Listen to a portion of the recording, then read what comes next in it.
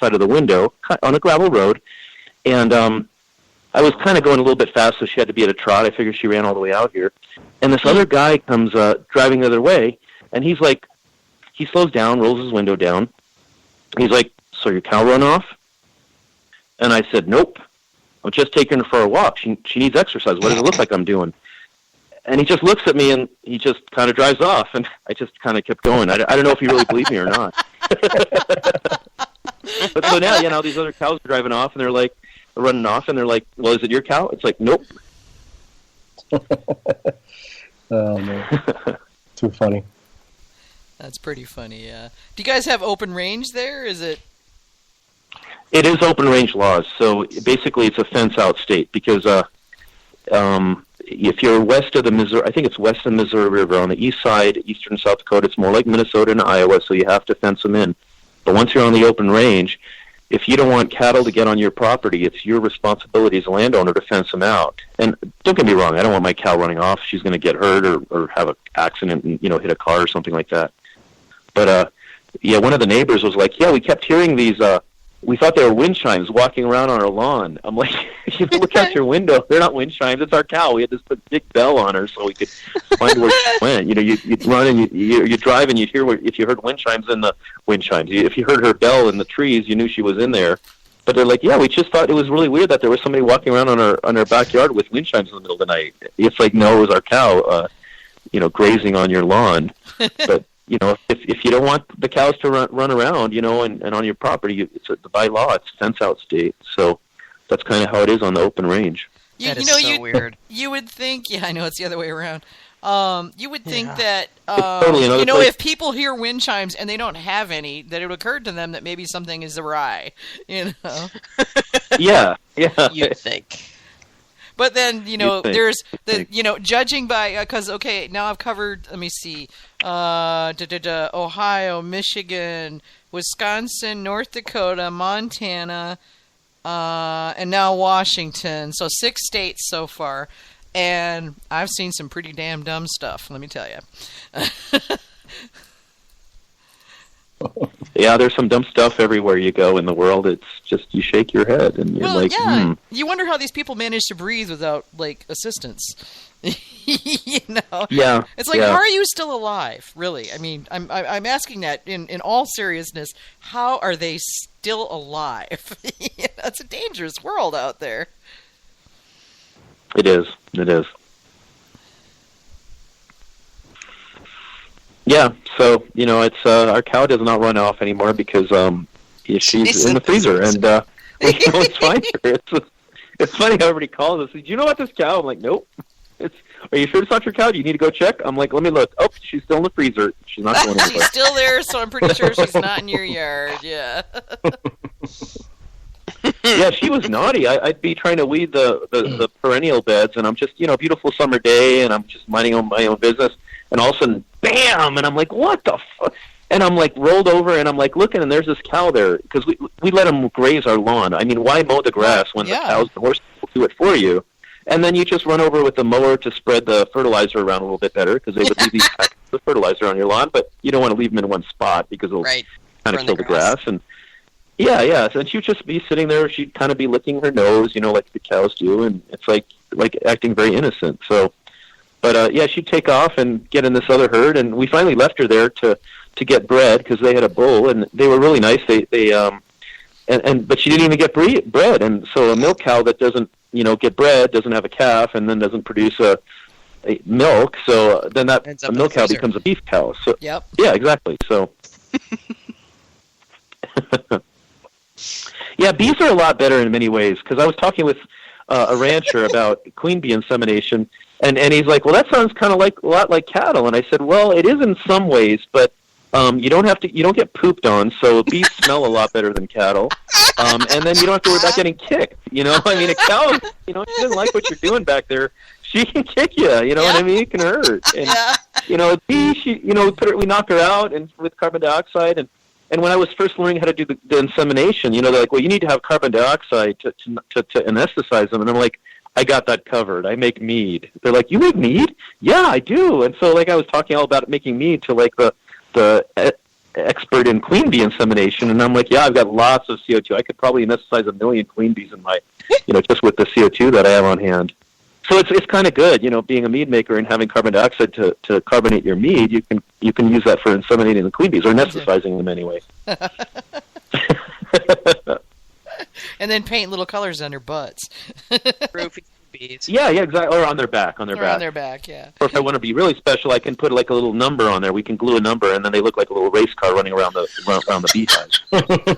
Yeah. He's like the world's first beekeeper comedian here. Yes.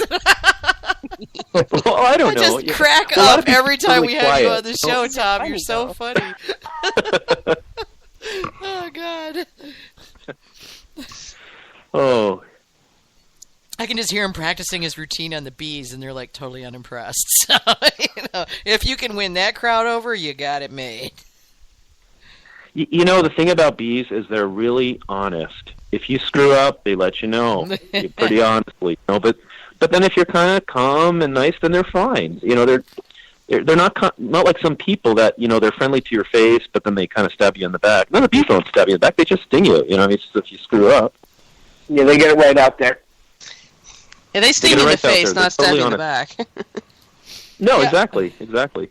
I'm not afraid of bees, but I got attacked by a band of wasps as a kid, and so the whole stinging thing, I'm not real keen on that. But I will suffer it so that I can get to the bee experience, because I do want to learn, and I would like to eventually have a hive or maybe two.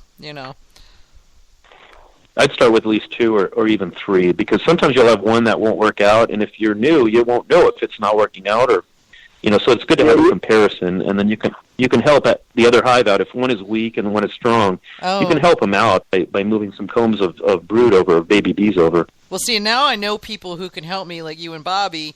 Before, every time I tried to go take a class with the Regional Beekeeper Society, I'd go to sign up and it'd be full, and it'd be like, seriously.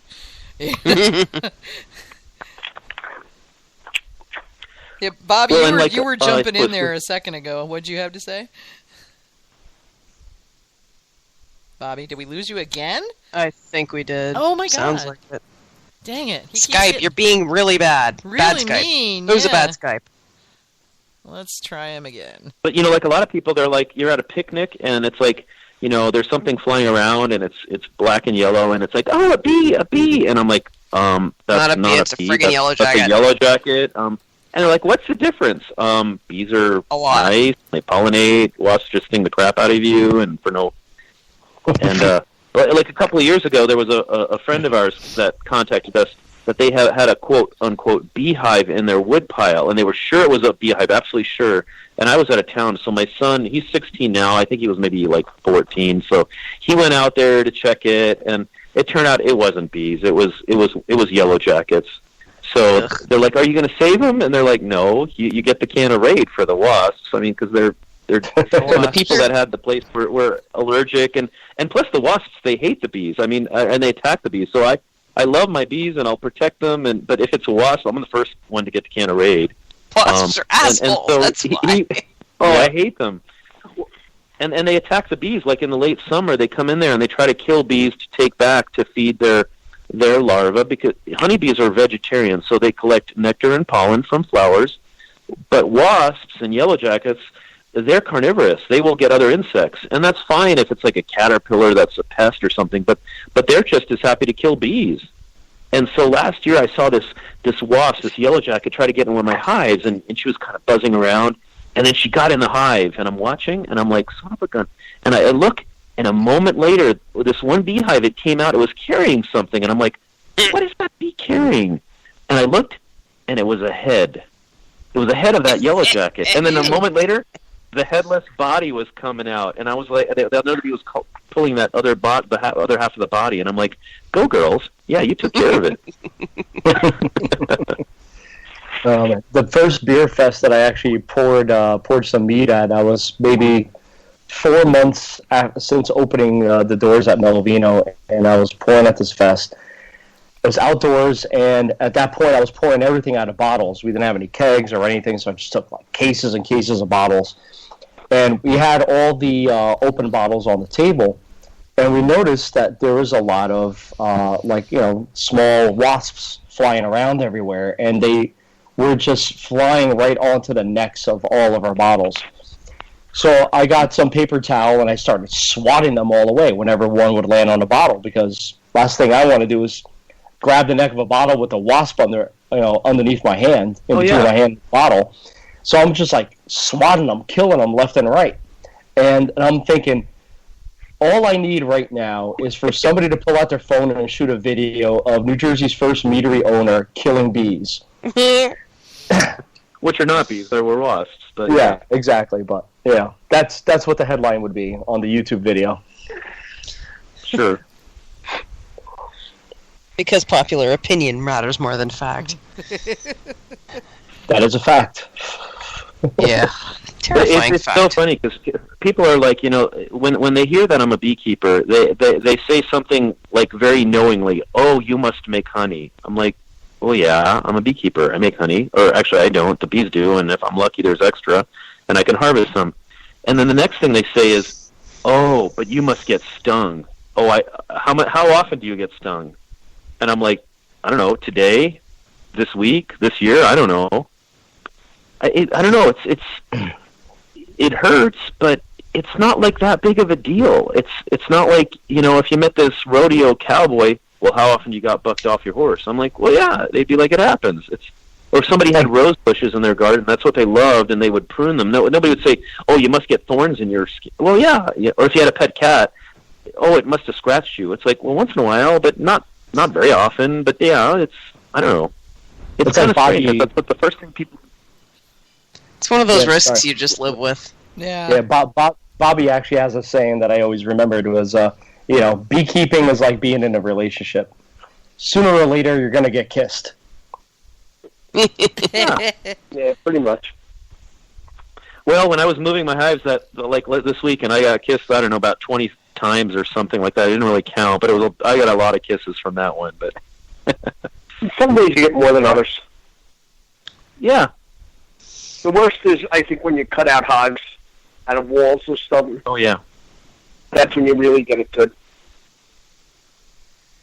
It's always one of those nice hot days, where you have you're in a short sleeve shirt and they're crawling up your arms. You have about 6 stings in your armpit. Oh. The thing is, though, after you get stung, after the first few years, you don't really swell anymore. It still hurts. You still flinch if it's in a spot and you're not ready for it, but the pain goes away. I mean, it hurts, and then the burn goes away after maybe a minute or so, and then you have a little bit of remnant, pain for maybe a few minutes afterwards, and then it's gone. At the end of the day, if somebody said, how many times you got stung today? I'm like, a few times, and they're like, well, where? And I can't even really point it out. I'm like, well, I think I got it on my hand somewhere, but fingers, I'm pretty stubborn. I don't like to wear a bee suit. I hate to sweat, and I hate to wear gloves. What did you say, Bobby? Fingers where? Fingers, hands, ankles, those are pretty much the normal spots. Yeah, you get used to it. Forearms. If you have your shirt outside your pants, you're going to get stung in the stomach here and there. Ah. Yeah. Those always hurt. A few weeks ago, I was working hives with somebody, and I had a T-shirt on, and they said, oh, look, you're getting stung. And I'm like, oh, I guess I am. And it was on my forearm, and she was trying to fly away. She was still hooked with the stinger, but she was, connected with her, and so she was about a half inch. She was trying to fly and pull it out, and, poor thing. That little piece of she wasn't going spaghetti. to live after she stung me.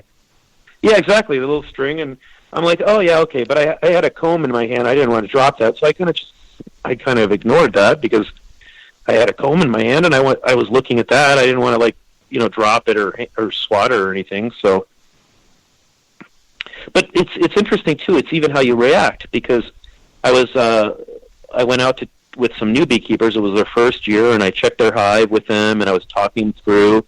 And so then after we were done, we took our bee suits off, and we were by the cars. And this one bee comes over, and she was kind of checking us out. She was upset, obviously. And she went to my face, and she looked at me, and I didn't move. I didn't really blink, and she assumed, okay, this is nothing. And then she went to one of the other folks that were there, the new beekeeper, and she was like, and they swatted at her. And I'm like, don't swat at her. And of course, as soon as they did that, I mean, she was like, and she went at him. And so it would have been great if it was on YouTube, like if we recorded it. So he starts like swatting her.